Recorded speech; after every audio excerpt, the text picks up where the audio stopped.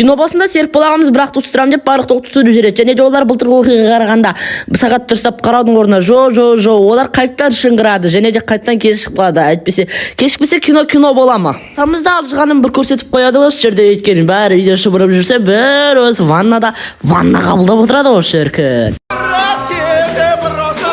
На көріністе Кевин ағасын ұрадым деп болады. Жо, қателеспе, ол жай ғана ескерді. Ол баяғы жүргізушілер мүсінді суақ тоқтауды әлі қойған жоқ. Ал бір 2 минутта мүсін қайттан орнына түседі. Логика. Әкесі сөмкесін Кевинге беріп қояды, ал оны тек Флоридаға барғанда есіне түседі. Қойынды, Кевин Нью-Йоркта адасып кетсе, керек жағырағын өзі алу керек қой. Былтыр Кевиннің адасып кеткенін шегемізге тиіп, бәрін Кевинге қарап жүреміз, оны қайттан тастап кетеміз.